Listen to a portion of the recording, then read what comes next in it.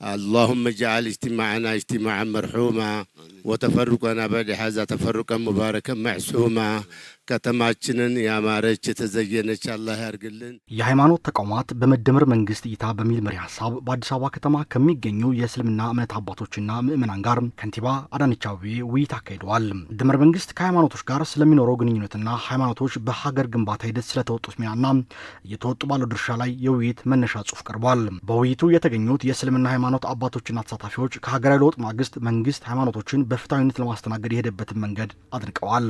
በተለይም ህዝበ ሙስሊሙ ከዚህ ቀደም ያቀርባቸው የነበሩ ጥያቄዎችን ለመመለስ መንግስት የነበረውን ቁርጠኝነት ተሳታፊዎቹ አድርቀው ቀሪ ትኩረት ያስፈልጋቸዋል ባሉ ጉዳዮች ላይ ጥያቄ አቅርበዋል። እኛ ዛሬ በጣም ተደስተናል። ምንድነው ታሪኩን? በእውነት እኔ ሁላችሁ እንደምታውቁኝ አንዋር መስጊድ ነኝ። አንዋር መስጊድ ከ54 ዓመት በላይ ስኖር አዲስ አበባ ውስጥ 9 መስጊዶች ነበሩ። 9 መስጊዶች ቁጥር ብትሉኝ ጊዜ ይፈጃል ካላላችሁ ልቁጠራቸው። አንዋር መስጊድ ብቻ ነበረ ኢድ የሚሰገደው። አንዋር መስጊድ ነበረ በሽንት ቦታ የምንሰግደው። እየዋለ እያደረ ተንጸባረቀ ስቴዲዮን ገባን። ዛሬ ግን በአዲስ አበባ ውስጥ ያሉ መስጊዶች ቁጥር የለውም። እኔ እንደማውቀው ከሆነ 350 መስጊዶች ኹጥባ ይቀራባቸዋል፣ ኹጥባ ይሰገድባቸዋል። አላሁ አክበር። በከፊል ብልጽግና ክቡር ጠቅላይ ሚኒስቴራችንና ወይዘሮ አዳነች አቤቤ ከንቲባችን ከመጡ በኋላ ቅድም እንዳነሱት ጎራ ጫካ ይሄ ቦታ መቃብር ቦታ የተኛው ቦታ ብለው እየሰጡ እያየን ነው ያለ ነው። ጥያቄያችን አንድም ቦታ መሬት ላይ አልጠባለም። ታዲያ እኔ እስልምና ጉዳዮች ቅድም የተባለው ሐጂ ሳኒ ሀቢብ በነበሩ ሰዓት መብት ይከበር ተብሎ የእስላም ሰልፍ የወጣን ጊዜ ጃንሆይ ጊዜ ልጅ ነኝ አላህ አክበር እያልኩ ዘል ነበረ። እኔ ከቤት እስላም ነኝ። እስልምናው ሲፈነጥቅ ዘል ነበረ ደስታ ብዛት። የምን በዛን ጊዜ መዋቅሩ የተለየ ነበረ። እስላም አንገቱን ደፍቶ ኮፍያ ደብቀን የምንሄድበት ጊዜ ነበረ። አላሁ አክበር። ዛሬ እስልምና ጉዳዮቻችን በጥሩ መዋቅር ተዋቅረዋል። ግን ችግር ይኖራል። ችግሩ ደግሞ በውይይት ነብያችን አለይሂ ሰላቱ ወሰላም ወህተሲቡ ብለዋል። ተሳስበን የመረጥነው ያ ሰውዬ ወልተን ገፍትረን ከመጣል ይሄ ችግር አለ። ፍታ ቅድም ቀርቦ አቅርቦታል ወንድማችን። ታዲያ እቺ ሀገራችን እናልማት። እቺ ሀገራችን ተጨንቀው አሁን የሚያውያዩን አውያዩ አሁን ያቀረቡ ጽሑፍ አይታችሁታል። እኔ እንኳን ገሽሾኛል በወንበሩ ላይ። ለምን ከቢላል ጀምሮ ነጃሺ የነበረው ሁኔታ አቅርበውታል። እንዲህ ታሪካችን ካወቅን እንዲህ ታሪካችን የልጆቻችን ደግሞ ካስተማርን እኛን ሁላችንም ደግሞ በአንድ እጅ ተጨባብጠን መጓዝ አለብን። እኔ ካልኩ በአዲስ ከተማ ያለ ችግር ምንድነው? እኔ ባለሁበት ወረዳ አዲስ ከተማ ክፍለ ከተማ ወረዳ 3 17 ዓመት ነው የመስጊድ ጥያቄ ስንጠይቅ። የመስጊድ ጥያቄ ስንጠይቅ 13 ዓመት እኔ ራሴ መሬት ማናጅመንት አገር አልቀረኝም። እርሶን ጋር ቀርበዋል። ወደ ኮሚቴ ወደ መሬት ማናጅመንት ተመርተውታል። ወደ 13000 አባወራ ያለበት ክፍለ ወረዳ ነው። ከማወራ ጋራ ወደ 24000 26000 አለ። ይሄንን ሽማግሌዎች አረጋውያን መስጊድ አተን እንከራተታለን። ዛሬ እዚህ አዲስ አበባ እስልምና ጉዳዮች አጠቃላይ ሙስሊሞች ተጠርተን በመደመር መንገድ ውስጥ እይታውን እንዴት ታውታላችሁ? ምን እንከን አይታችኋል? ምን ደካማ ጎን አለን? እስኪ ለወደፊቱ አብረን ለመስራት እንድትጠቁሙን ብላችሁ እኛን አክብራችሁ እዚህ ድረስ ጠርታችሁናል። አላህ ያክብርልን። የህዝብ የእምነት ባለቤቶች የሐሳብ ባለቤትነት ለመቀበል ተዘጋጅታችኋል። የህዝብ ልጆች መሆናችሁንም አረጋግጣችኋል። የእምነት ሀገር መሆኗንም አሳይታችኋል። ቅድም አዋዩ ጥልቅ የሆነ ሐሳብ ሰንዝረዋል። ወላሂ ረሱላችን ሰለላሁ ዐለይሂ ወሰለም መጥፎ ነገር ልባችሁ ላይ ነጥብ ያክል ቁጭ ካለ እሱን ነገር ተውት። ልባችሁ እንደ መስታወት ጥርት ካለ በዛ ሐሳብ ላይ ቀጥሉበት። አያችሁ ይሄን እምነት እዛው ዋዩ የተናገሩት ነገር ከኛ ነብይ ጋር የተገናኘ ሐሳብ ነው። ልባችን ጋር የተግባባ ነው። በሌላ በኩል ብልጽግና የሰላም ምንጭ መሆኑን የማህበራዊ የኢኮኖሚያዊ የፖለቲካ ብቻ አይደለም ወደፊት ሀገርን የመገንባት ትውልድ የማሻገር የውስጥ ሁለንተና የስጋታችንን ጭምር ተጭኖ እየሰራ ያለ ተቋም መሆኑን ነው እኛ የምንረዳው። ስለዚህ የምንጠብቀው ቅድም እንዳልኩት በውይይት በመመካከር እንሻገረዋለን። ለዘመናት የነበረ ችግር እኮ ነው። ለ1400 ዓመት ሙስሊሞች ያልተከበርንበት ድምጻችን ያልተሰማበት ለሰው የመቃብር ቦታ ያጣንበት የአምልኮት ቦታ የሌለን የሃይማኖት በዓሎቻችን ለማክበር አባቶቻችን በየፋብሪካው ጾማቸውን ይዘው ተከተለው ረፍት የሌላቸው ጊዜ አልፏል።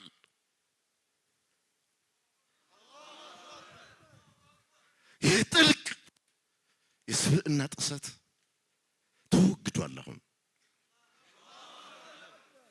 ወላሂ ምንላችሁ ነገር የለም። እድሜና ጤና ሰጥቷችሁ ራእያችሁን ለማሳካት ደፋ ቀና ስትሉ እንቅፋት ላንሆን ነው ቃል መንገባው። እንደ ልጆቻችን እንገድፋችኋለን፣ እንደ ልጆቻችን እንከባከባችኋለን። ሀገር ነው የምትገነቡት። ሀገር መገንባት ማለት አላህ Subhanahu Wa Ta'ala ወለቀ ከረምና በኒ አደም ምድር ላይ ከሊፋ አድርገን ፈጥረናችኋል። ህዝቦች የመዋለድ የመብላት የመጠጣት ጉዳይ አይደለም። አቅል የሚባል ነገር ተሰጥቶናል። ይህ ምድር በአግባቡ በተገቢው መንገድ በፍትሃዊነት በስርዓት እንድናስተዳድረው ነው አላህ Subhanahu Wa Ta'ala ወለቀ ከረምና በኒ አደም ብሎ የሰጠው።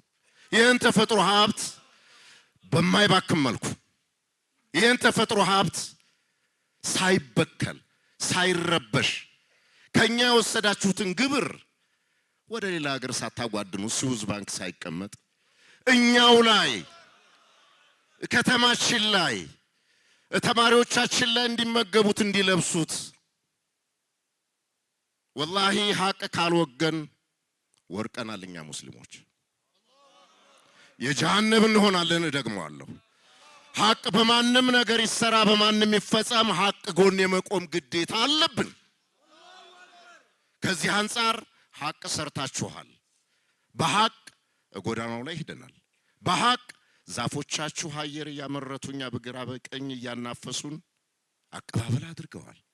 በሀቅ ለከቀን ክቡር አዳነች አቤቤ አብሯችሁ ያሉ ተቋሞችን ቅልፍ ነስቷችሁ ከተማችሁን እየዳበሳችሁ ለከቀን መስራታችሁ እናቃለን። ወላሂ እናቃችኋለን። እናንተኛ ላታውቁ ትችላላችሁ። በየቤታችን በጸሎት እናስባችኋለን። በልጆቻችን አራያዎች እንዲሆኑ እናንተን በበጎ ስራ እንዲታዘዟችሁ እንመክራለን። አላህ Subhanahu Wa Ta'ala በተከበረው ቃሉ ምድሪን አታበላሽዋት አታቆሽዋት ይላል።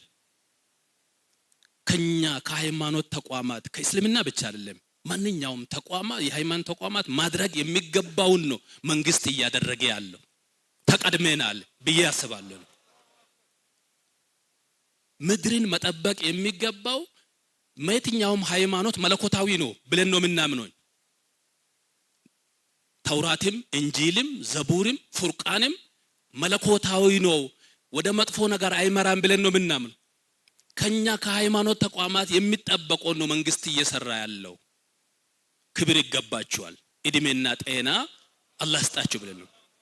ቅድም ተላላቆች እንደተናገሩት የብላል ሀገር የነጃሺ ሀገር ታሪካቸው የተደበቀ አቧራ የለበሰው እኛ በቤታችን ቁጭ ብለን ውስጣችን እያቃጠለ ያለው ነገር መንግስት ደግሞ በአደባባይ ይዞ ሲመጣ እኛ ማመስገን ነው፣ ከጎናችሁ ለመቆም። ትላልቅ ዑለሞቻችን ታሪካቸው ተረስቶ የአንድ ማህበረሰብ ሀገር የሚመስል ነገር የመሰለው ነገር ዛሬ ሁላችሁ ተሳታፊ ናችሁ ሲባል ደስ ይለናል። እኛው ጋም ችግር ስላለን ሙስሊሞች ጋም ችግር አለን። ምንድነው ችግሩ? የሆነ ቦታ ልናገኝ ስንል እንሸማማለን። ማን ነው እዛ ጋር መሪ የሚሆነው የሚል ሐሳብ ስላለን እኛው ራሳችን ወደ ቤታችን ተመልሰን መመካከር መቻል ስላለብን መንገዱ ቦታው ይገኝ ቦታው ላይ አላህ የፈቀደው ሰው እንዲቀመጥ እንነጋገርኛ በዚህ በቄራ አካባቢ የተሰጠን መስጂድ ክቡር ጠቅላይ ሚኒስቴር በራሳቸው ይገባቸዋል ብሎ የሰጡን ይሄን አይል ነመት ነው የቆየው በማ ችግር በእኛው በሙስሊሙ ችግር ይሄ ነገር እኛ ጋርም ችግር ስላለ ችግሩ በሂደት እንዲፈታ እናንተም በጥናት በመታጠኑት አግዙን መስጂድ በጣም ጥቃቅን ካሬ ያላቸው 100 ካሬ 200 ካሬ ላይ በጣም በተጣበበ ሁኔታ በሚያሳዝን ሁኔታ ኢባዳ የሚያረጉ ሰላት የሚሰግዱ በተለይ ደግሞ በዚህ በረመዳን ወር እንደምታውቁት ህዝብ በአብዛኛው ወደ መስጂድ የሚጎርፍበት ነው ሙስሊሙ ማህበረሰብ በዚህ ጊዜ መንገድ በመዝጋት እንደዚህ ደግሞ ለተለያዩ የቆሸሹ ቦታዎችን በመጠቀም እዛ ላይ በማንጠፍ ሰላት በመስገድ የሚያሳልፍበት ሁኔታ ነው ያለውና በጣም ትናንሽ ጥቃቅን ካሬ ያላቸው መስጂዶችን ካቢኔው አይቶ የተከበሩ ክብርት ከንቲባችን ወርዶ የማየት ተዟዙሮ የማየት ልምድ ስላለዎት ወርደው አይተው ወይም ደግሞ በስራ አስፈጻሚዎቹ በኩልም ቢሆን ጊዜ እንደሌሉት እናውቃለን ወርደው አይተው ያሉ ችግሮችን እንዲፈቱልን ጥያቄን ማቅረብ እፈልጋለሁ ግን እዚህ ቦታ ላይ ሳላነሳው የማላልፈው ነገር ቢኖር የውክልና ጉዳይ ነው ያው የውክልና ጉዳይ ሲባል በግልጽ ትረዱኛላችሁ ብዬ አስባለሁኝ ያው ውክልና ያለው ማንኛውም የህብረተሰብ አካል ይደመጣል ችግሮቹ ይነገርለታል ችግር ከተነገረለት ከታወቀለት ችግር ይፈታል ይህንን የአካታችነትና የተዋጾን ጉዳይ በአትኩሮት እንድትመለከቱልን አደራ ማለት ፈልጋለሁ አዲስ አበባን በፊት የምናውቃት ወይም እኛ በእድሜያችን የምናውቃት እንደ ስሙ አልነበረም ክቡር ጠቅላይ ሚኒስትራችንና ከንቲባችን ከመጡ ጀምሮ ልክ በገቡት ቃል እንደ ስሟን አዲስ አበባን እናስመስላታለን ብለው በሚያደርጉት ጥረት ያውም ቀንና ሌሊት ባለመተኛት በቀን በየሰዓቱ ተለውጣ እያገኘን ነው በዚሁ አላሁ Subhanahu Wa Ta'ala የሚለው ነገር አለ ለኢን ሸከርቱም ለአዚደነኩም ይለናል አላህ ይህንን ስላሳየን በአጠቃላይ ሁላችንም አላህ ልናመሰግን ይገባናልና አልহামዱሊላሂ ረብል ዓለሚን በእስልምና ሃይማኖት የተከበሩ የበዓል ወራት ጊዜ ቀናት አረፋና የረመዳን ወር ልጆቻችን ቤተሰቦቻችንን ይዘን ክፍለ ሀገር እንሄዳለን ለመመለስ 5 ቀን 6 ቀን ሊፈጅብን ይችላል በሃይማኖቱ በዓል ማግስት ፈተና እየተባለ በሁለተኛ ቀን በሶስተኛ ቀን እየተባለ ይሄ አሳዛኝ ነገር መስማት አንፈልግም መቀየር መቻል አለበት እኛ የኢትዮጵያ ሙስሊሞች ነን ሌላው ከህዳሴ ግድብ በላይ የኢትዮጵያ ሙስሊሞች የቀይ ባህር ጉዳይ በቀን በጀንበር በብርሃን የተነጠቅነው የኢትዮጵያ ኢኮኖሚ የኢትዮጵያ ህልውና የኢትዮጵያ አንገት ቆርጦ መውሰድ የተሰራብንን ይህንን ታሪክ የብልጽግና መንግስት ሊመልስልን ሊያስመልስልን እንጠብቃለን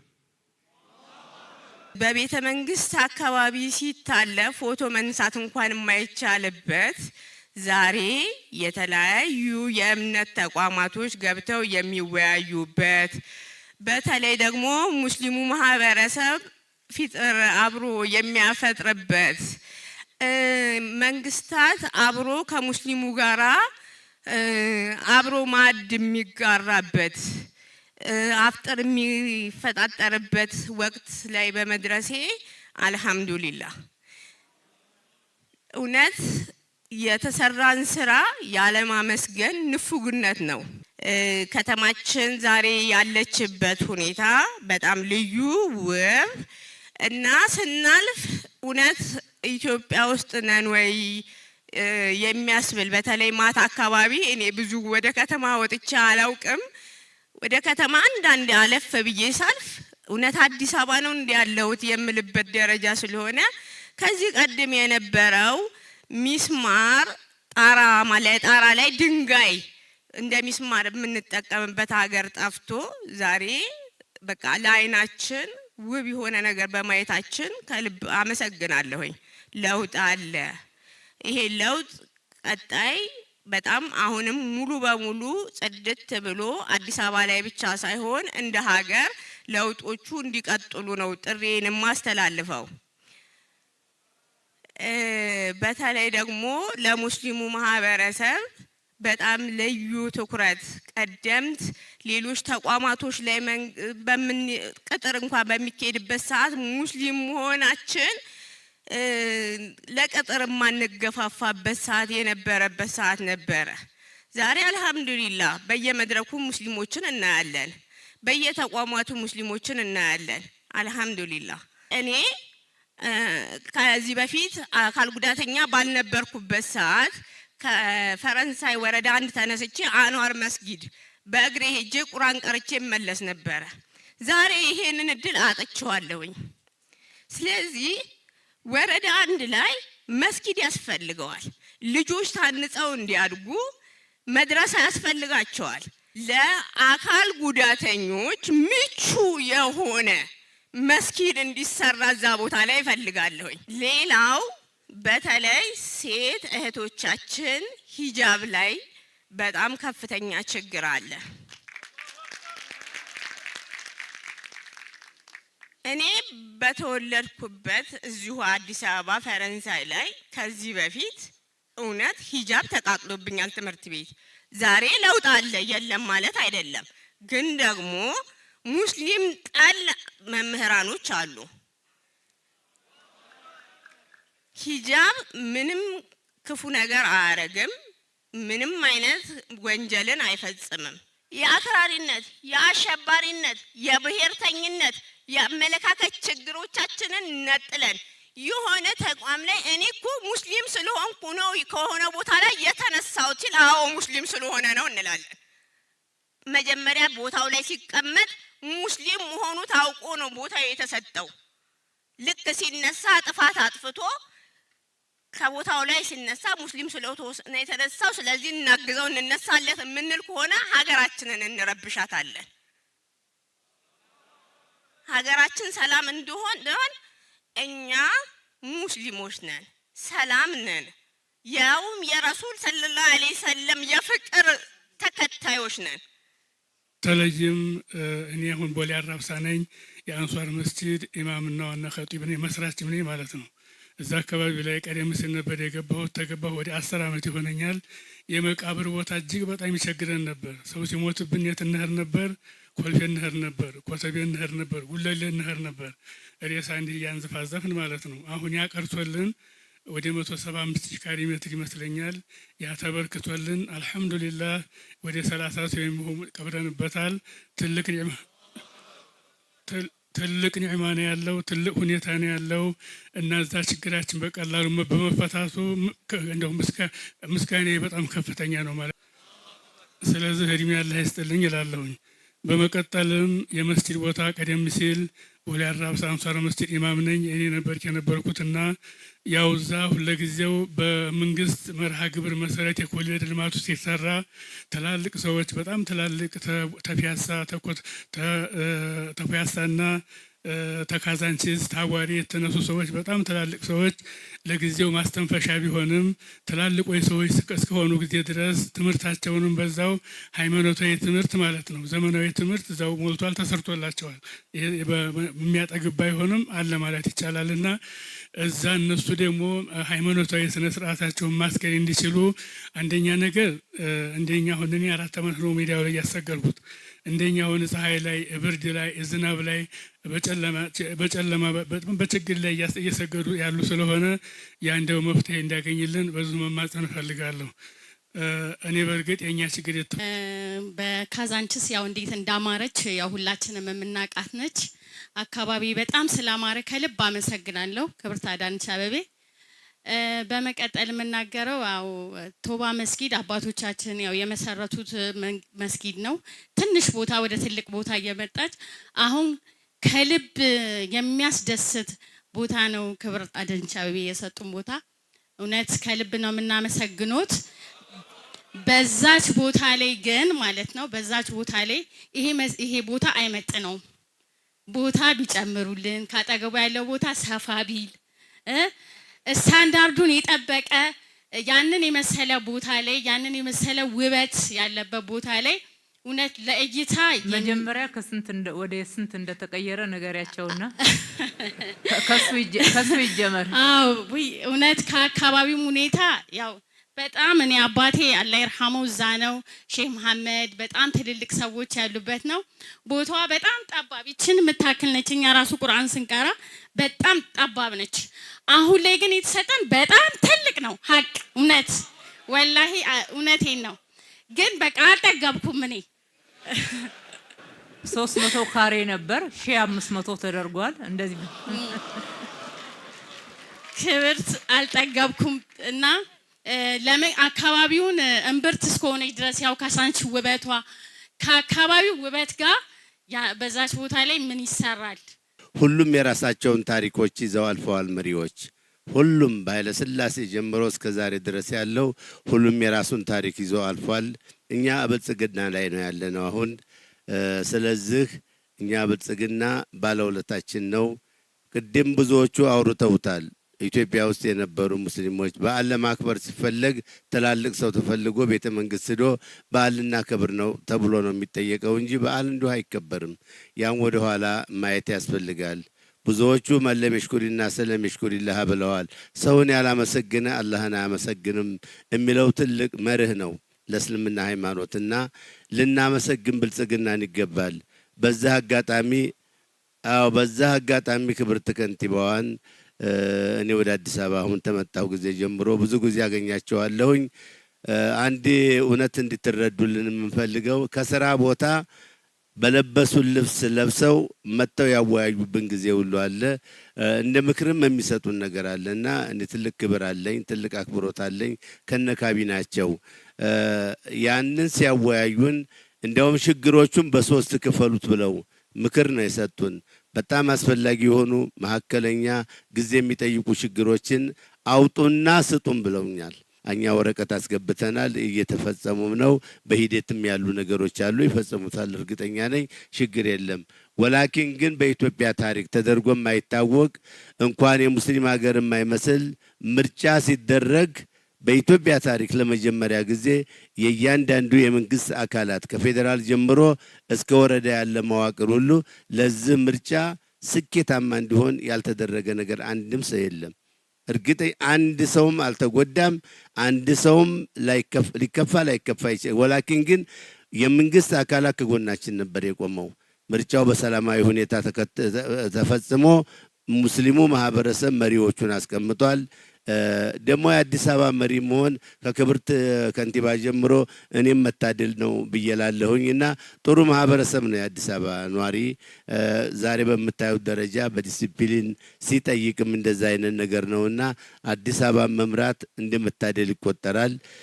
ስለዚህ አዲስ አበባ ልማቷን በምንመለከትበት ጊዜ እኔ እዚህ 7 ደረጃ ነው ብዙ ጊዜ እናገራለሁ ክብርት ከንቲባ ፊት 7 ደረጃ ዶሮ ማነቂያ የሚባሉ አካባቢ በዛ አልፎ ነገር ነው።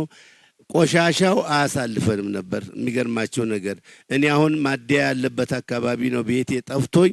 እኔ አሁን ባለፈ መኪና እየነዳ ወደዛ በመሄድበት ጊዜ አዲስ አበባን እንደ ስሙ አዲስ አድርገውታልና በአዲስ አበባ ሙስሊም ማህበረሰብ ስም ላመሰግነው ተወዳለሁ ክብርት ከንቲባ። የመድረኩ ተሳታፊዎች ባቀረቧቸው ጥያቄዎች ላይ ምላሽ የሰጡት የአዲስ አበባ ከተማ ምክር ቤት አፈ ጉባኤ ወይዘሮ ቡዜን አልከድር መንግስት አካታችነት እንዲሰፍን በመስራቱ ከማዕከል እስከ ወረዳ ባሉ መዋቅሮች በርካታ የእስልምና እምነት ተከታይ የሆኑ አመራሮች ስራ ላይ መሆናቸውን ገልጸው ከሴት ሙስሊም ተማሪዎች ጋር ተያይዞ የሚነሳው የሂጃብ ጥያቄን በተመለከተ ማንም የከለከለ አካል አለመኖሩን ህዝበ ሙስሊሙ ሊረዳ ይገባል ብለዋል። ታነሱት ትክክል ነው፣ ትክክል አይደለም ግን ደግሞ ከተማ አቅሙን አይቶ በየሂደቱ እየመለሰ ያለበት ደረጃ ነው ያለው።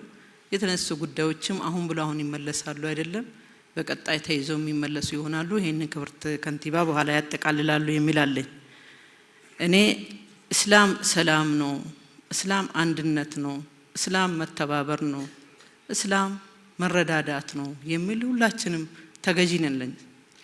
ከዚህ በላይ እዚህ ላይ የተገለጸው ነገር አንድ ባንድ አልሄድበትም እኔ ከዚህ በላይም ስለታዘዝን ማለት ነው። ስለዚህ ይሄንን የመተግበር ደግሞ ግዴታችን የመተግበር የእስልምና ግዴታችን ነው። መንግስት የሰጠን ግዴታ ብቻ ሳይሆን የእስልምና ግዴታችን ነው። ይሄን ግዴታችን ካልተወጣን ምኑን ነው ሙስሊም እንባለው ታዲያ? ስለዚህ በዚህ ላይ የተጠቀሰው ነገር በሙሉ ዲሲፕሊን ስለሆነ ህግ ስለሆነ እስላም እኮ ህግ ነው፣ ህግን ማክበር ነው። በዋናነት ግን ውጫዊና ውስጣዊ ተብሎ የተቀመጡ ችግሮች እሱን መፍታት ከኛ ይጠበቃል።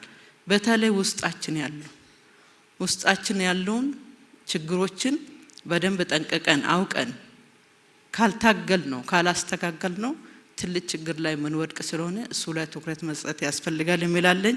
ሂጃብ እኮ አልተከለከለም። እኔ እኮ ሂጃብ ለብሼ አይደለም ቁጭ ያልኩት እዚህ ማንም አይከለክለኝ። ሙስሊም ሆኖ በአመራር ደረጃ ያሉ ሴቶች በሙሉ እኮ ሂጃባቸውን አላወለቁም። የኔ ችግር ካልሆነ በስተቀር መንግስት አልከለከለኝም። በፍጹም ችግሮች ሊኖሩ ይችላሉ። በግለሰቦች ደረጃ ችግር ሊፈጠር ይችላል። መንግስት እየተከታተለ እያስተካከለ ነው ያለው። ስለዚህ ሂጃብ በህግ ደረጃ የተከለከለ አይደለም። ግን ደግሞ አንዳንድ ታሳቢ የምናደርጋቸው ሁኔታዎች ደግሞ ይኖራሉ። ከዚህ ከውክልና ጋርም እኮ ትልቁን ምክር ቤት እኮ ሙስሊም ነኝ እኮ እኔ እየመራው ያለው የህዝብ ቤት በጣም ትልቁ ስልጣን ማለት ነው። ምናልባት በኋላ ክብርት ከንቲባም ይናገራሉ እያስባለሁ። ዋና ምክትልም እኮ ሙስሊም ነን። በሚኒስቴሮች ምክር ቤት ካየን በፊት ይቆጠራል። በስም እንኳን ስም ቀይሮ እኮ ነው የሚገባው አይደለም? የለም እኮ አሁን ስንት አሉ? ሙስሊሞች ናቸው እኮ። ስለዚህ ውክልና ደረጃ እኔ አልহামዱሊላህ ብንል ጥሩ ነው። ለዚህ መንግስት ደግሞ ምስጋና ብንሰጥ ጥሩ ነው። የሌለ ያላየነው ማናውቀው ነገር ነው ያየነው። ቀላል አይደለም ለውጡ። አዲስ አበባ ላይም በተመሳሳይ ቀላል አይደለም። እኛ አሁን ለምሳሌ ክፍለ ከተማ ላይ ነው አንዳንድ ጊዜ ሲታነሱ ሰማለሁ። እኔ ክፍለ ከተማ ላይ ነው የምታነሱትና ከከተማ ጀምሮ እስከ ወረዳ ያሉት መዋቅር ውስጥ ሙስሊሞች በጣም ብዙ ናቸው። ምናልባት አንድ ክፍለ ከተማ አይተን ትንሽ ነው እንችላለን። ሲታይ ግን በጣም ትልቅ መሻሻል ትልቅ ለውጥ ነው ያለው። በስካሁኑ በጋራ በመቀራረብ በመወያየት በመነጋገር ብዙ ችግሮችን መፍታት ተችሏል። ብዙ ውጤቶችም ተገኝተዋል። የእስልምና አባቶች የእስልምና ተቋማት ከጠየቁት በላይ እንደ ሀገር እንደ ከተማም ይሄ ይገባቸዋል ተብሎ ምላሽ ሲሰጥ የቆየበት ሁኔታ ነው ያለው። መስጂዶች ከለውጡ በፊት ምን አይነት ሁኔታ ላይ ነበሩ? ከተደራሽነት አንጻር በየክፍለ ከተማው በየአካባቢው ምን ያህል መስጂዶች ነበሩ? አሁን ላይ ስንት አሉ የሚለውን መጠየቅ ተገቢ ነው የሚሆነው።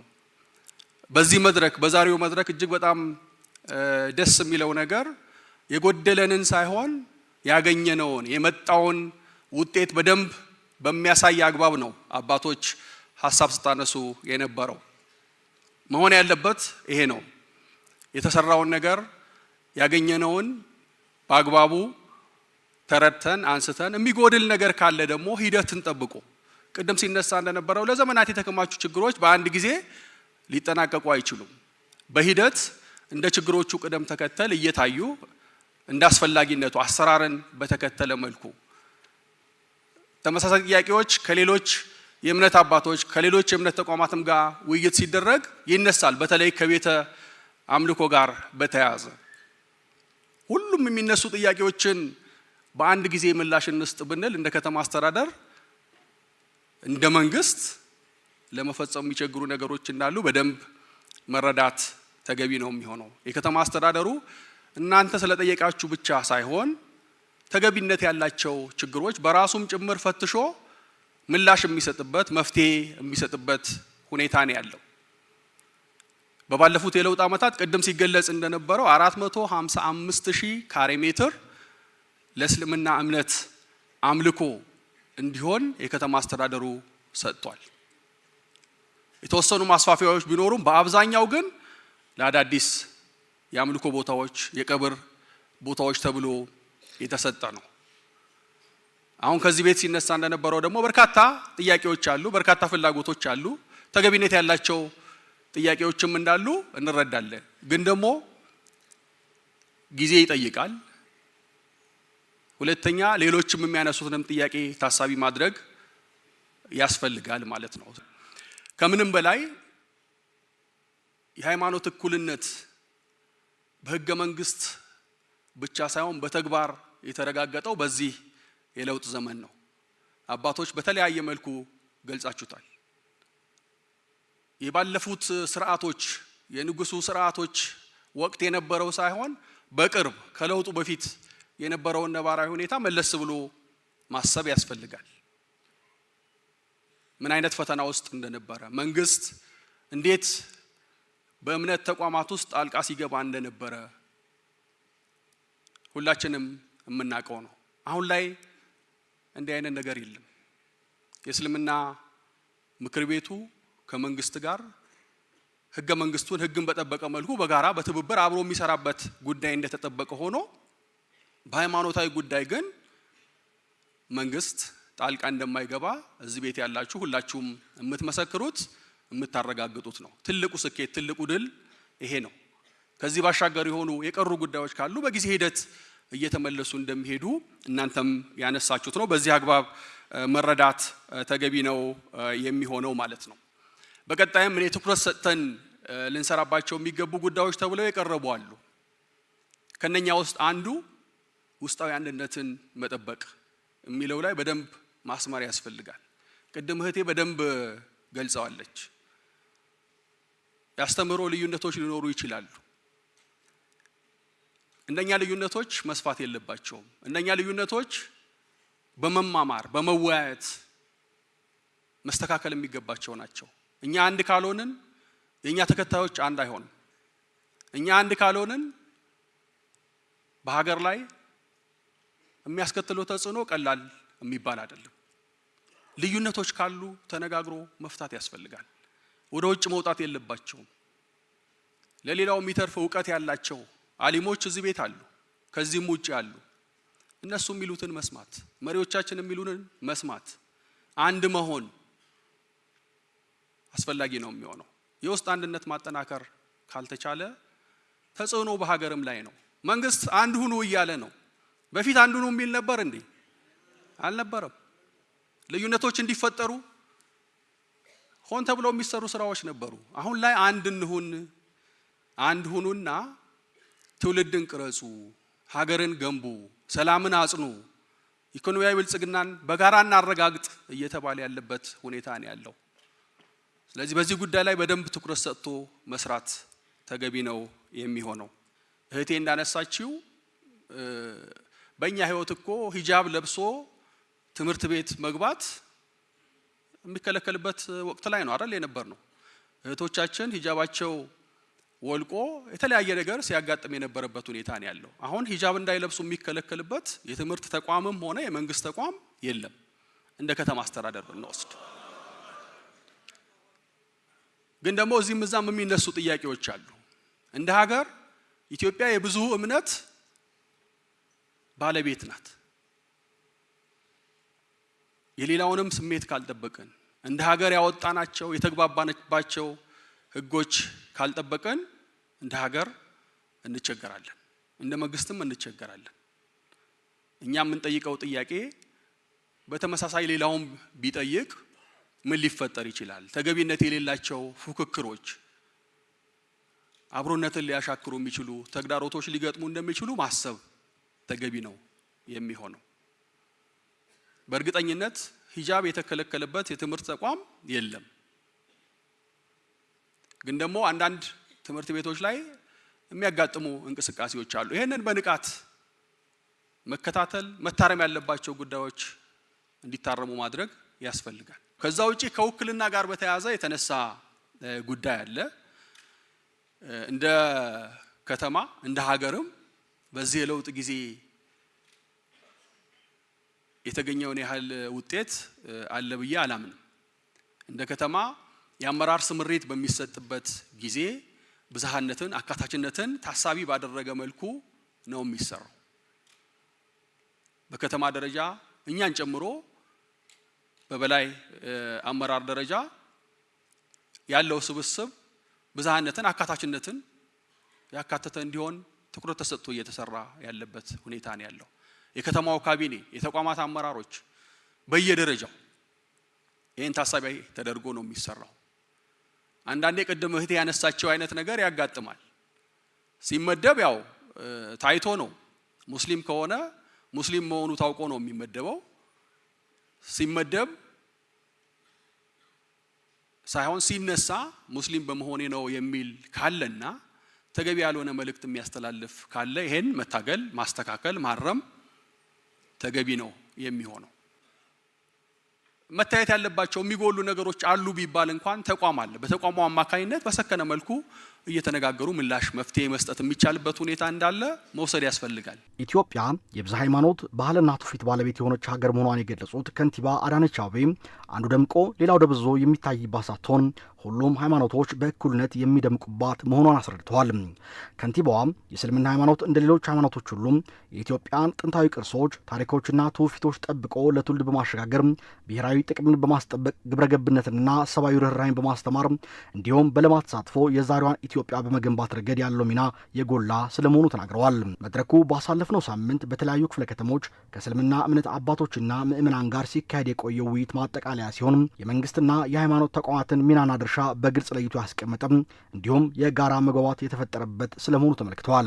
የመደመር መንግስት እንዴት ነው የሙስሊሙን ማህበረሰብ የሚመለከተው፣ ተቋማቶቹን እንዴት ነው የሚመለከተው የሚለው ላይ ሁሉ ጊዜ ግልጽነት እንዲፈጠር እንሰራለን። ይሄ ኃላፊነታችንም ነው። ብዙ ግልጽነትም ደግሞ እንዳለ በመድረኩ ያንጸባረቃችሁት ሀሳብ አስረድቶናል። ለሀገረ መንግስት ግንባታ ሙስሊሙ ማህበረሰብ ወሳኝ ሚና ነበረው፣ ዛሬም አለው ነው። የዛሬዋ ኢትዮጵያን በመገንባት ሂደት ውስጥ የሙስሊሙ ማህበረሰብ ትልቅ የማይተካ አስተዋጽኦ አድርጓል። ከታሪክም አንጻር ቅርሶችን ከመጠበቅ አንጻር፣ የሀገር ሉዓላዊነትን ከማስጠበቅ አንጻር፣ ሀገርን ከማልማት አንጻር፣ ትውልድን ከማስተማር ከማነጽ፣ በእነኚህ ዘርፎች ሁሉ ማህበራዊ ችግሮችን ከመፍታት ሀገር በተለያየ የማህበራዊም ሆነ ኢኮኖሚያዊም ሆነ ሌሎች የፖለቲካዊ ጉዳዮች ሲያጋጥማት አስተዋጽኦ ያላረገበት ወሳኝ የማይተካ ሚና ያልተጫወተበት ምዕራፍ የለም። የመደመር መንግስት እንዲህ ነው የባለፈውን የሚረዳው። ከፊታችን ባለው ጊዜና ዛሬም በምንገኝበት ጊዜ ደግሞ ስሙ ራሱ የሁሉም ድምር ነው። ሙሉ እይታ ነው ያለን። በተናጠል የምንመለከተው ነገር የለም። ከእምነት አንጻር ካየን፣ ከቤተ እምነቶችም አንጻር ካየን የሙስሊሙ ማህበረሰብ ክርስትናው በኦርቶዶክስ፣ በፕሮቴስታንት፣ በካቶሊክ የሚገለጸውም ማህበረሰቡን በማስተባበርም ቀጥታ እንደ ተቋም በመሳተፍም ኃላፊነቱን በመወጣት በተደመረ አካሄድ በጋራ ኃላፊነትን በመውሰድ በጋራ አስተዋጽኦ በማድረግ የተደመረ አቅም ለኢትዮጵያ ያስፈልጋታል። የአንዱ አቅም ቢባክን የሚጎልባት ሀገራችን ናት። በሰራነውና በተገኘው ውጤት ደግሞ ተጠቃሚነትን በፍትሃዊነት ሊረጋገጥ ይገባል። ይህንም በማረጋገጥ ሂደት ውስጥ በጋራ መስራት፣ ግልጽነትን መፍጠር፣ የሚጓደሉ ነገሮች ካሉ ኢፍትሃዊ ነው ብለን በጋራ መታገል፣ የተስተካከለውና ሀቅ የሆነው ደግሞ እንዲተገበር ማድረግ ለዛ እውቅና መስጠት ተገቢነት ስላለው በጋራ እየመከርን ነው ማለት ነው። ሁለተኛው የኢትዮጵያ ሙስሊሞች ተብሎም ይሁን ኢትዮጵያ ከእስልምና አንፃር የምትታወቅባቸው ቅርሶች፣ ታሪኮች፣ ትውፊቶች፣ ስርዓቶች፣ እሴቶች በማቆየት በኩል የኢትዮጵያ ሙስሊሞች ትልቅ አስተዋጽኦ አድርገዋል። ይሄ የሚጠቅመው እምነቱን ለሚከተሉና ለእስልምና ተቋም ብቻ ነው ብሎ አይመለከትም። የመደመር መንግስት ሀገራዊ እሴት ናቸው። ኢትዮጵያን ያስተዋወቁ ናቸው። ኢትዮጵያ ማነች?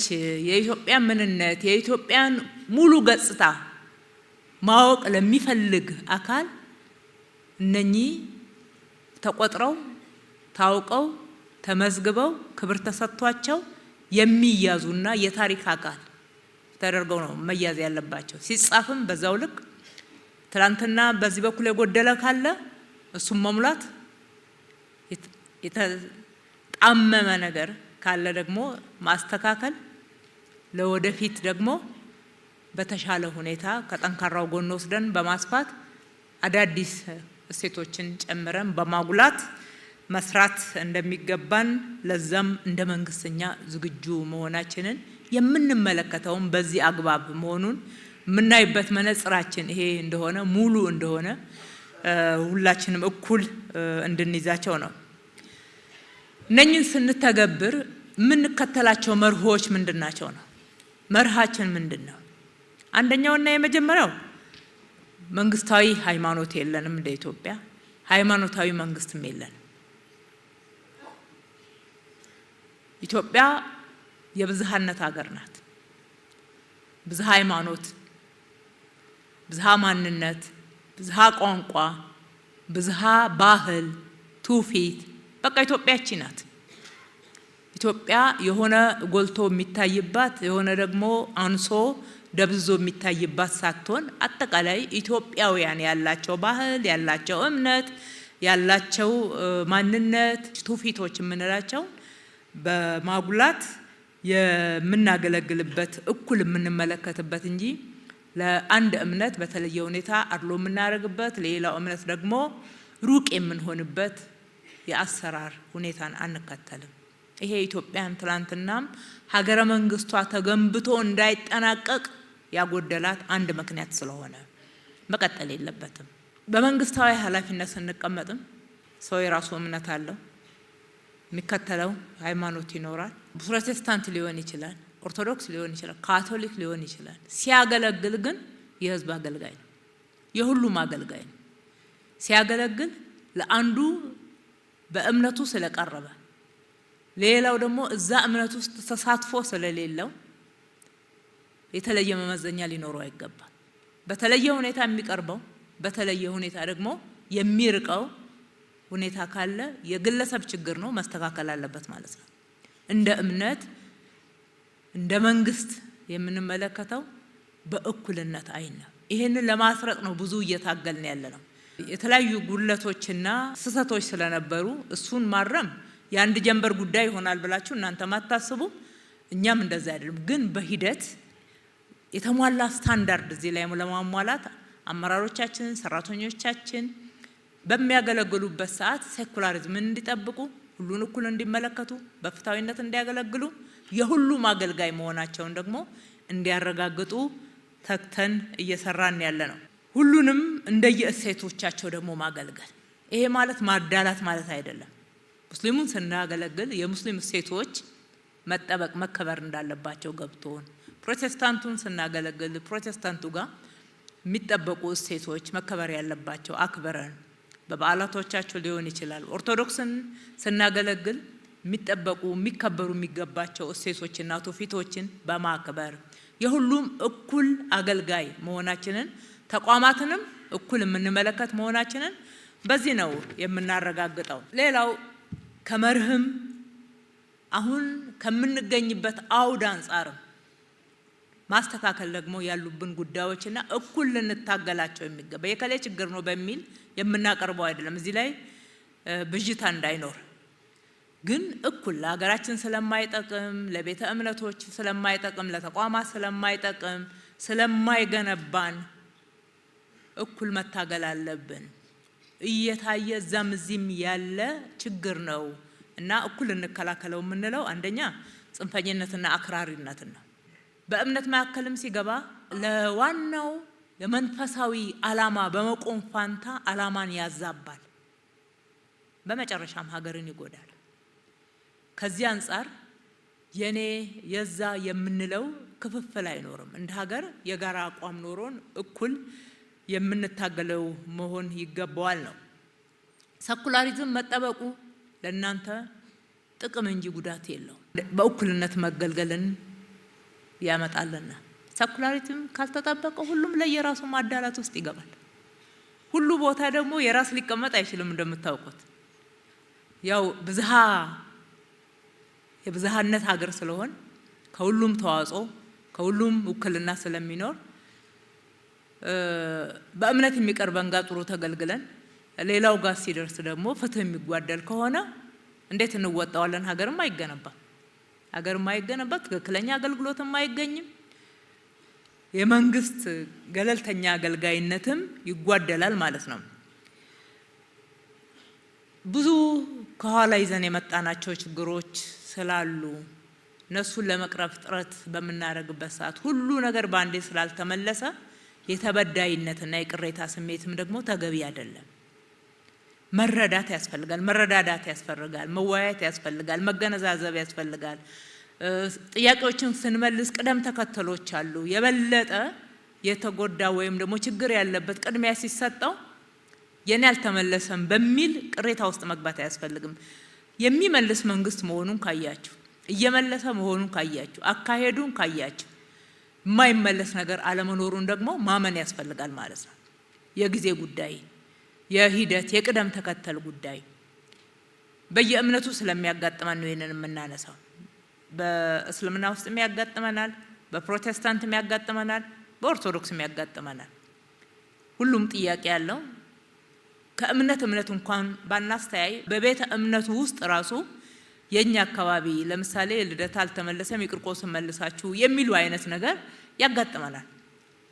በጥያቄዎች የባሰበትን እኛ ባየን በክትትላችን የባሰበትና ቅድሚያ ሊሰጥ የሚገባውን ቅድሚያ ስንሰጥ አዎ የኛው መመለሱ ጥሩ ነው፣ የኛም ደግሞ መመለስ አለበት፣ በሚቀጥለው እሱ ላይ አቅዱ የሚለው ቅድም የቀረበው አይነት በጨዋነት በሰለጠነ መንገድ የቀረበው የጥያቄ አካሄድ ለኛም ለአመላለስ አቅደን እንድንመልስ ያደርገናል እና ከተበዳይነት መንፈስ እና ዝንባሌዎች መላቀቅ እንደዛ አይነት አንዳንድ የሚያንጸባርቁ አካላትን መምከር፣ መመለስ፣ ማስረዳት የጋራ ስራ እናድርገው ለማለት ነው።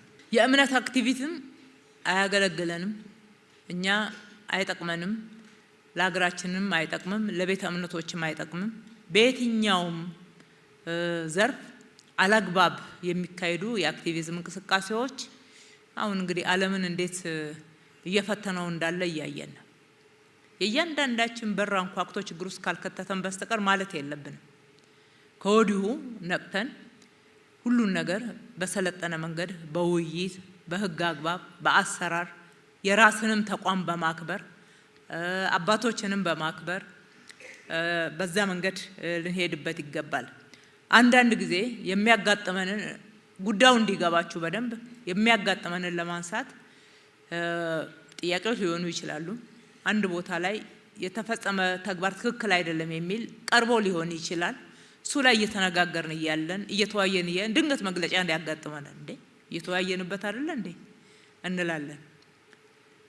መግለጫው በጫና የሚወጣ ጭምር እንደሆነ እንረዳለን። በአክቲቪዝም ስሜት በጫና ወይም ደግሞ በአክቲቪዝም ስም የሚያጠፋሉና እነሱን ለማርገብ የሚመለስ ሊሆን ይችላል። ለጊዜው ሊያስተነፍስ ይችላል። በቋሚነት ግን ተቋም ይጎዳል። መሪዎችንም ተአማኒነታቸውን በጣም ይጎዳል። ከመንግስት ጋር ያለውንም ግንኙነት ጥሩ አድርገው ሶሻል ሚዲያ መልስ ሊሰጠን አይችልም። እውነቱን ለመናገር ለእናንተም እውነቱን መንገር እወዳለሁ። አሁን ቅድም የቀረበውን የለሚኩራ መስገጃ ቦታ አንደኛው አያት 49 አካባቢ መሰለኝ እና አንዱ ቦታውን ለመወሰን ያጋጠመን ክርክር እንደ ሶሻል ሚዲያ ላይ ስለወጣ ነው እንደ እንደዚህማ በጫና አንወሰንም የሚል ነው። አንዳንዶቻችን ሶሻል ሚዲያ ላይ መውጣቱን ስለማናቀው አላወቅነውም ነበርና አይ ጥያቄው ቆይቷል፣ ተጽፏል። ከዚህ በፊትም ኮሚቴ አቋቁመናል ከኛ ጋርም ከመጅሊሱም በተለይ ከአዲስ አበባ መጅሊስ ከሃይማኖት ጉባኤ አድርገን በጋራ ሲሰራ የቆየ ነው። ቦታ እስከምናገኝ ካሳ ከፍለን ሌሎች ወጪዎችን ብዙ ሂደት ውስጥ አልፎ ነው የሚወሰነው። ባዶ መሬት አለ ተብሎ የሚወሰን የተለየ ቦታ እንደሌለ ነዋሪዎች ናቸው የከተማው ነዋሪዎች በሚገባ ታውቃላችሁ። በዛ ሂደት ውስጥ እያለፈ የመጣ ነው። አይ ሰሞኑን 2014 ለጊዜው ለማስተንፈሻ የተጻፈ ደብዳቤ ተነስቶ የአክቲቪስቶች አጀንዳ ሆኗል የሚል መጣ። አይ ግድ የለም እኛ ምን መልሰው ምላሽ ለከተማችን ነዋሪዎች ለሙስሊሙ ማህበረሰብ ነው። እነሱን አይተን አይ አካሄዱ በስተት መንገድ ሄዷልና አንልም በሚል የመጨረሻ ውሳኔያችንን ወሰንን። በዚህ መንገድ ግን እንዳይሆን እንፈልጋለን። እኛ እናንተን እኮ ነው የምናገለግለው። የእናንተ ልጆች ነን፣ እናንተ አገልጋዮች ነን። አቅርቡ፣ እኛ ጋር ስንቸገር እነግራችኋለን። እንድጠብቁን ጊዜ ስጡን። የካሳ በጀት አላገኘንም ወይም ደግሞ ምትክ መሬት አላገኘንም። እዚህ ጋር ነዋሪዎች አሉ፣ ገና ቤት አልገነባንም እነሱን ለማንሳት እንዲህ ምክንያቶች አሉንና እንደዛ እነግራችኋለን። ለአባቶች እነግራለን። አባቶች ሲነግሯችሁ እውነቱን ነው። ቦታውን ሄዳችሁ አይታችሁ እውነቱን ትረዳላችሁ። በዛ መንገድ ነው የሚሰራው። በቀጣይነትም በብሔራዊ ምክክር ያላችሁን አስተዋጽኦ በሀገራችን በልዩነት ያልተቋጩ ጉዳዮች እንዳሉን እኩል ነው የምናውቀው። እነኚህ አጀንዳ ሆነው ለባዳም ለባንዳም እድል እንዲሰጡ አንሻ። ያለችን አንድ ሀገር ናት። ለጊዜው ሰዎች ፓስፖርት አግኝተው እንጀራ ለመብላት የሚኖሩባት ሀገር ሊኖራቸው ይችላል። ግን እናት ሀገራቸው ኢትዮጵያ ናት። ከኢትዮጵያ ውጪ እናት ሀገር ሊኖራቸው አይችልም። በፓስፖርት የተገኘ ዜግነት የለም እያልኩ አይደለም። ግን ለመላው ኢትዮጵያውያን ደግሞ ኢትዮጵያ መቀየሪያ የላትምና ተለዋጭ የላትምና በሀገራችን የሚመጣ ጉዳይ ላይ እምነት አይለያየንም። በብሔራዊ ጥቅማችን በጋራ ነው የምንቆመው። ትላንትና በታሪክ ውስጥ የተከፈለው ዋጋና የመጣው ውጤት እውቅና እንደሰጠነው ሁሉ አሁንም በጋራ እጅ ለእጅ ስንያያዝ ነው የኢትዮጵያን መዳከም ለሚፈልጉ አካላት እድል እንዳያገኙ ልናደርግ የምንችለው። ስለዚህ በብሔራዊ ምክክር የተለያዩ እዛም እዚህም ሰዎችን የሚያስኮርፉ አጀንዳዎች፣ ትላንትና በታሪክ ያልተቋጩ ጉዳዮች፣ ቂመኝም ይሁን በደልም ይሁን ሌሎችም ደግሞ እውቅና ያልተሰጣቸው ከአድሎ ጋራ እኩል እውቅና ከማጣት ጋራም ይሁን ያልቋጨናቸው ከታሪክ ጋራ ሊሆን ይችላል። የኛው ጉዳዮች ናቸው። ሌላ ማንም አይመጣበትም። እኛው ተመካክረን የሚበጀንን በጋራ እንወስናለን። ህዝብ የተስማማበት በኋላ ገዢ ሆኖ የሚተገበር ይሆናል ማለት ነው። እዛ ላይ በነቂስ መሳተፍ ያስፈልጋል።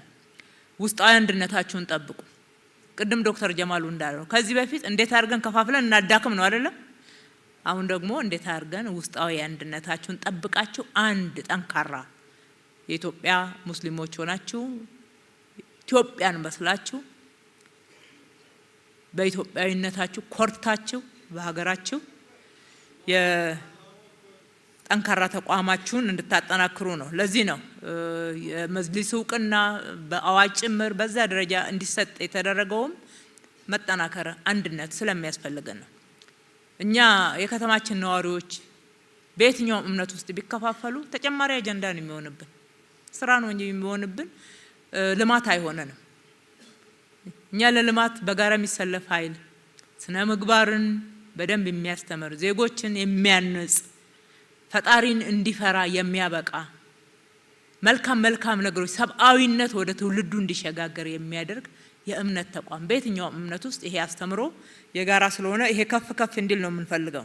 ሁሉም እምነት ውስጥ ያሉ ዛሬ ከሙስሊሞች ጋር ስለምናወራ የአዲስ አበባ ከተማ ነዋሪ ሙስሊሞች የእያንዳንዱ ቤተ እምነት ወይም ደግሞ መስጂድ መሪ ኢማሞች እዚህ ያላችሁ ዛሬ እዚህ መድረክ ላይ ሙስሊም የሰላም አምባሳደር ነው። የሰላም አምባሳደርነታችሁን አጠናክራችሁ ቀጥሉ። ከሌሎች ይህንን ማድረግ ማለት ከሌሎች ቤተ እምነቶች ጋር ተቀራረቡ። በጋራ አብራችሁ መስራት የሚገባችሁ ጉዳይ ላይ ሀገራችሁን አልሙ፣ ተነጋገሩ። ሰላምን ማስጠበቅ ላይ፣ ልማትን ማድረግ ላይ የታሪካችን አንዱ በጎ ገጽታ ኢትዮጵያ በርካታ እምነቶች ያሉባት ሀገር ሆና ተከባብሮ አብሮ መኖር ነው። አብሮ ይበላል፣ አብሮ ይጠጣል፣ ህብረቶች አሉ። አብረው ልጆች በሚገባ ተዋደው እጀለ አብረው ጎረቤት ሆነው ተያይዘው ያደጉባትና የተማሩባት የበቁባት ሀገር ናት። ዛሬም ሀገራቸው እንደዛ ነው የሚያገለግሉት በሁሉም ተቋም ውስጥ ብትሄዱ። ስለዚህ ይሄ የሚሸረሸር ሳይሆን የሚገነባ እሴት ነው፣ እየተገነባ እየዳበረ መሄድ የሚገባው። ስለዚህ እርስ በርስ ያለው ግንኙነት ከፉክክር ይልቅ ወደ ትብብር እንዲመጣ ትብብራችሁን አጠናክሩ ማለት እፈልጋለሁ። በሀገራዊ ጉዳዮች ላይ እናንተ ማንስታችኋል። በብሔራዊ ጉዳዮች ላይ ጠንካራ አቋም መያዝ የሁሉም ኃላፊነት ነው ማለት ነው። እናንተም ዛሬ ያረጋገጣችሁልን እሱኑ ነውና አንድ ቀንም በዛ በኩል ጥርጣሬም አድሮብን አያውቅም። እምነታችንም ከፍ ያለ ነው። ዛሬ ወደ ቀረቡት ጥያቄዎች ልመለስ።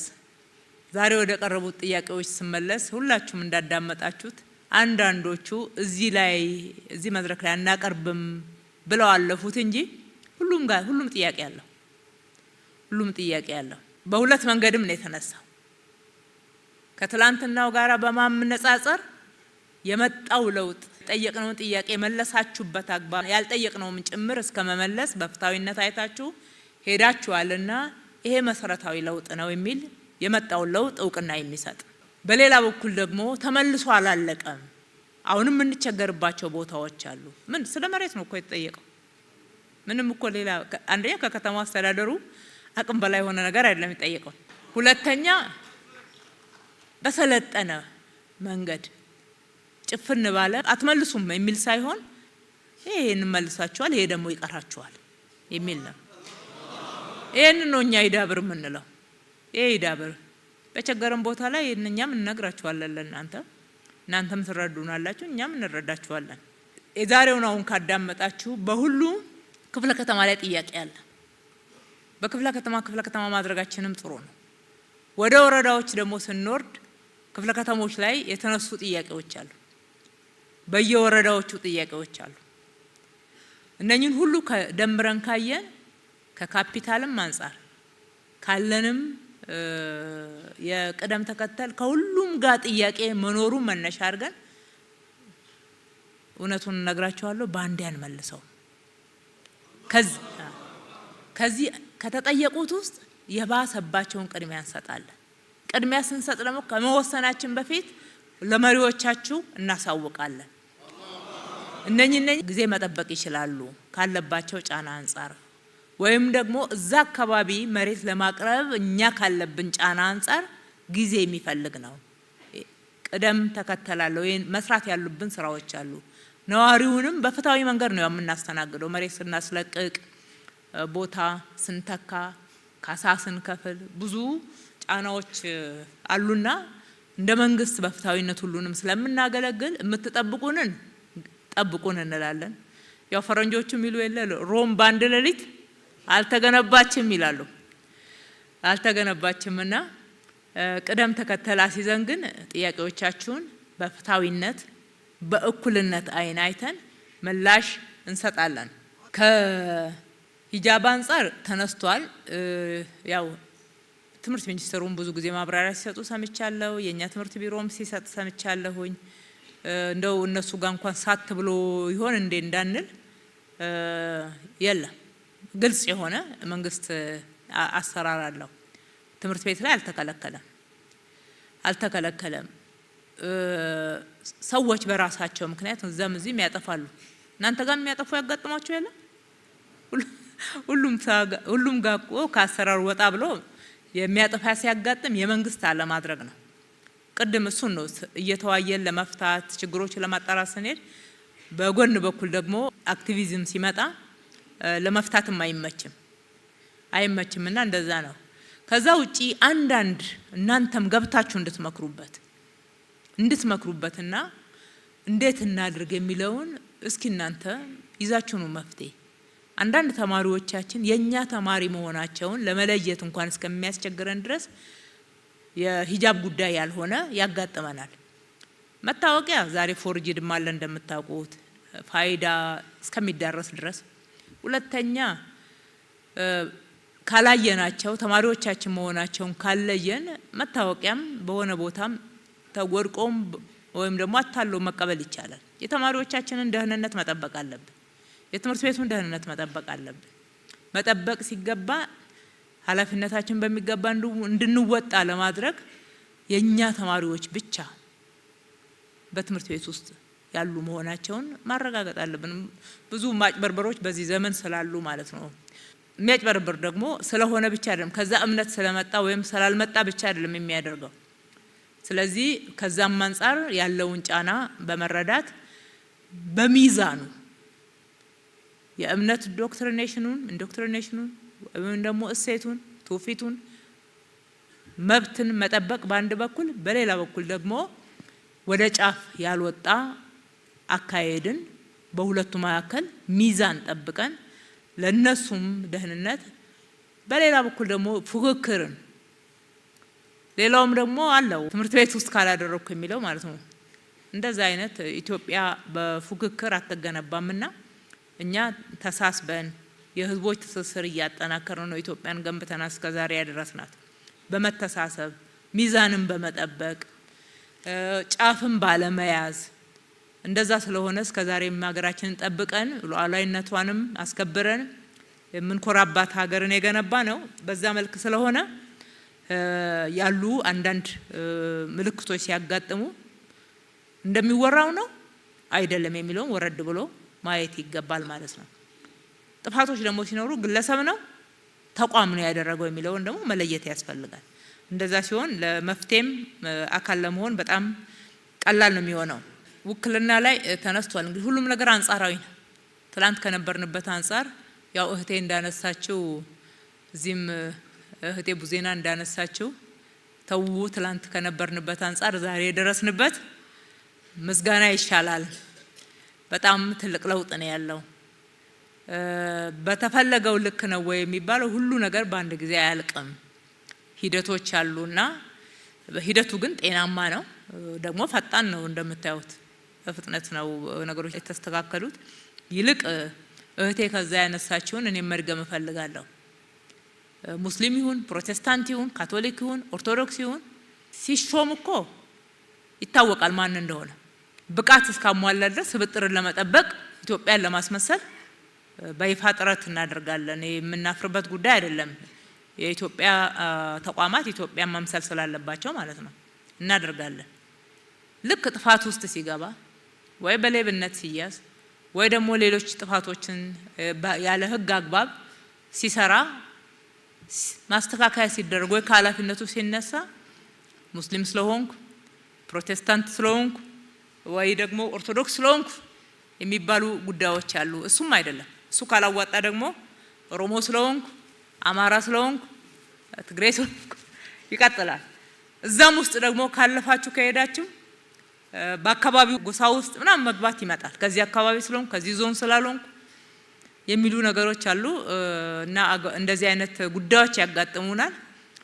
አሁን እየቀነሰ መጥቷል። እውነቱን ለመናገር ይሄንን በይፋ ነው የምንታገለው። ካጠፋ ማንም ይሁን ማን ህግ ሊጠይቀው ይገባል። ያጠፋን ሰው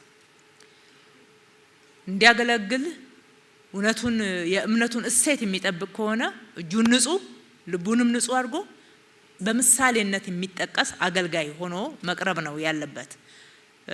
ያኔ ነው የበለጠ ክብርን ሊያመጣ የሚችለውና እንደዛ አይነት ሽፋኖች ሲመጡ እናንተ ሽፋን ለመስጠት የሚሄዱ አካላትን ከኛ ጋራ እንድትታገሉ እንሻለን። ጉቦ ሲወስድ እጅ ከፈንጅ የተያዘ ሰው ሁሉ እንደዛ አይነት ሽፋን ለመስጠት ሲኬድ ያጋጠመን ስላለ ተገቢ አይደለም ብለን ደግሞ እውነተኛውን ማብራሪያ እና መረጃ ስንሰጥ ደግሞ አምኖ መቀበልም የዛኑ ያክል ጥሩ አጋጥሞናልና ከእንደዚህና የማይረቡ ጉዳዮች እንጠብቃለን። ራሳችንን በሚጠቅሙን በጋራ ጉዳዮች ላይ እጅ ለእጅ ተያይዘን እንሰራለን። አሁንም ወደፊትም የሙስሊሙ ማህበረሰብ ሀገረ መንግስት ግንባታው ላይ የማይተካ ሚና ነው ያለው። የህዝቦችን ትስስር በማጠናከር በኩል የማይተካ ሚና ነው ያለው። ሀገራችን ብሔራዊ ጥቅሟ እንዲከበር በማድረግ በኩል የማይተካ ሚና ነው ያለው።